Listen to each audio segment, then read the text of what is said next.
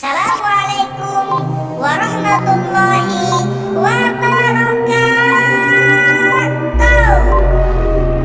Video ini dipersembahkan oleh Zemo Channel.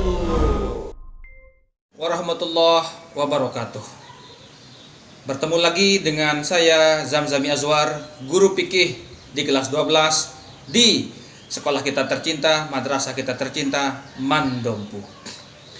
Bagaimana kabar kalian semua? Semoga kita semua senantiasa dalam lindungan Allah Subhanahu wa taala, terhindar dari Covid-19 dan tetap semangat dalam belajar walaupun harus belajar dari rumah.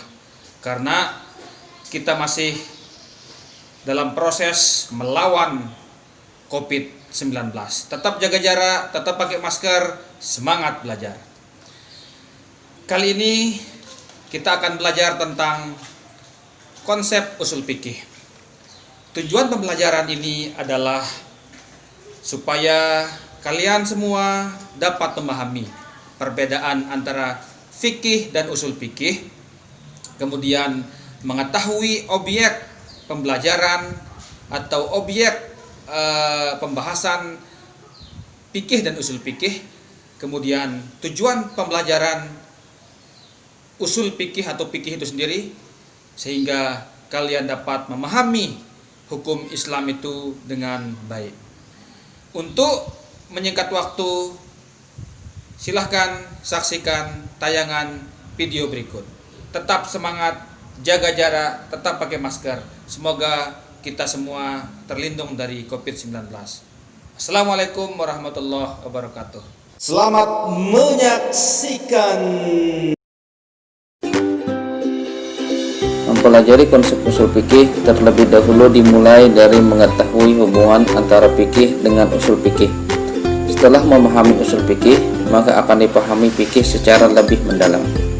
Usul fikih merupakan metode dan jalan tengah untuk memahami hukum Islam atau fikih.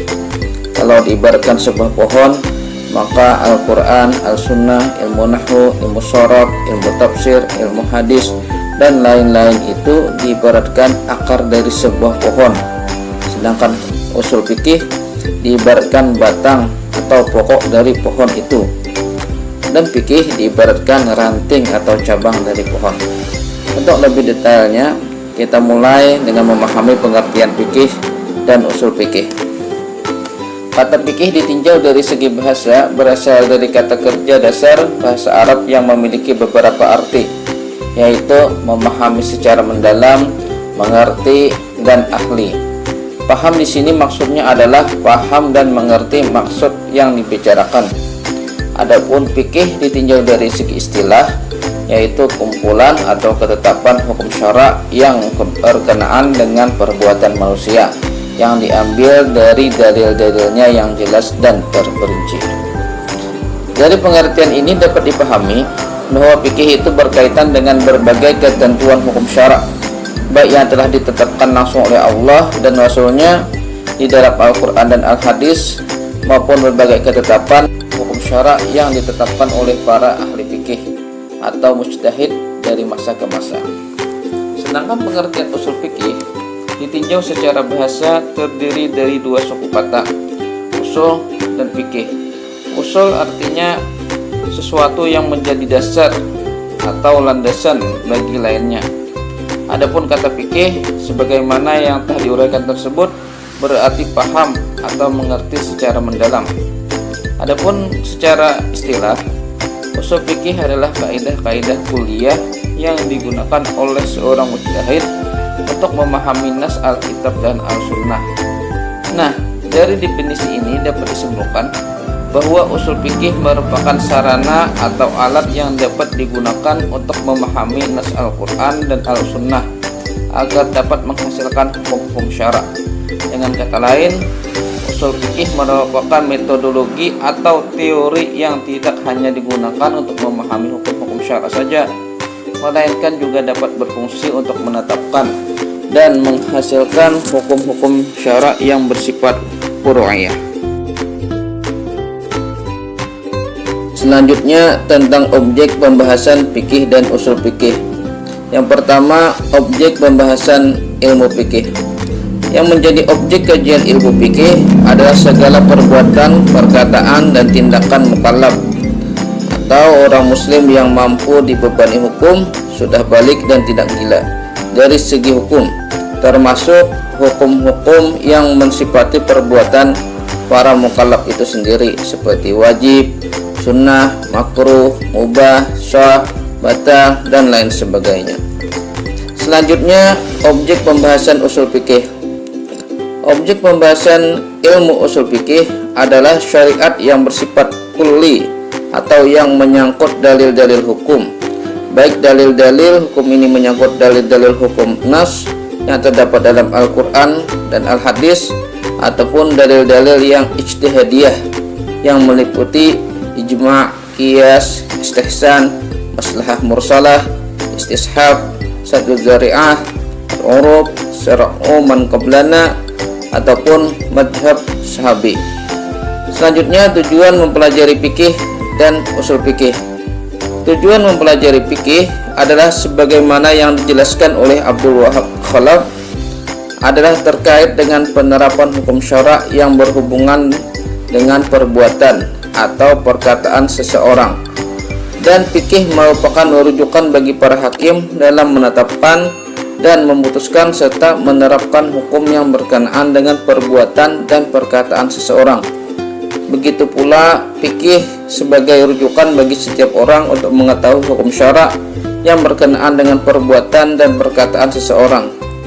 Kemudian dengan mempelajari fikih, manusia akan mengetahui mana yang halal, mana yang haram, mana yang boleh, dan mana yang tidak boleh. Sedangkan mempelajari usul fikih, ada beberapa tujuan dan manfaat mempelajari usul fikih, yaitu sebagai berikut.